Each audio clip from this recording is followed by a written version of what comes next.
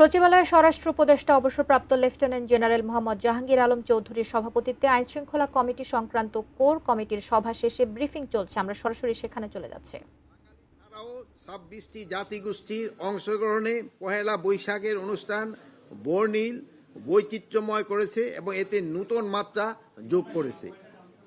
সকলের সার্বিক সহযোগিতা এবারের উৎসবে আইন শৃঙ্খলা পরিস্থিতি ছিল অত্যন্ত ভালো। সবাই নিরাপদে নির্বিঘ্নে উৎসব উদযাপন করতে পেরেছে। এজন্য আমি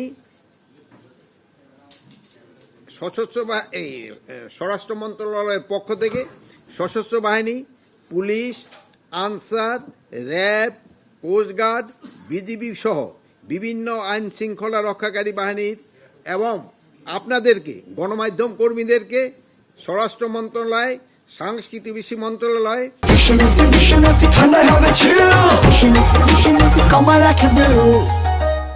পার্বত্য চট্টগ্রাম বিষয় মন্ত্রণালয় এবং মাঠ প্রশাসনের কর্মকর্তা সহ সংশ্লিষ্ট বিভিন্ন মন্ত্রণালয়ের কর্মকর্তাকে আন্তরিক ধন্যবাদ এবং আমি কৃতজ্ঞতা জানাই।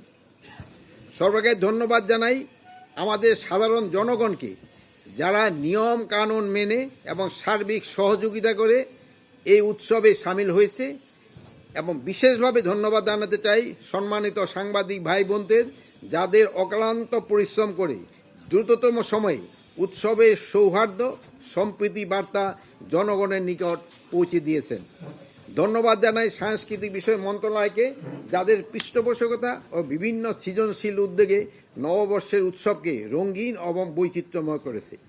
আরও ধন্যবাদ জানাই ঢাকা বিশ্ববিদ্যালয়ের কর্তৃপক্ষকে, যারা নববর্ষকে আনন্দ শোভাযাত্রাকে সর্বাঙ্গীন এবং সাফল্যমণ্ডিত করতে গুরুত্বপূর্ণ ভূমিকা রেখেছে। ধন্যবাদ জানাই পার্বত্য চট্টগ্রাম বিষয় মন্ত্রণালয়কে, যাদের নিরলস প্রচেষ্টায় কারণে পার্বত্য চট্টগ্রামের বিভিন্ন জনগোষ্ঠীর মানুষ স্বতঃস্ফূর্তভাবে এ উৎসব অংশগ্রহণ করতে পেরেছে। পরিশেষে আন্তরিক ধন্যবাদ জানাতে চাই অন্তর্বর্তী সরকারের মাননীয় প্রধান উপদেষ্টাকে, যার সার্বিক নির্দেশনায় নববর্ষের উৎসব একটি সার্বজনীন উৎসবে রূপ লাভ করেছে। তার সার্বিক পরামর্শ ও সহযোগিতায় স্বরাষ্ট্র মন্ত্রণালয়ের কর্মকাণ্ড আরও বেগবান হয়েছে এবং দেশের আইন শৃঙ্খলা পরিস্থিতি ক্রমোন্নতির দিকে যাচ্ছে।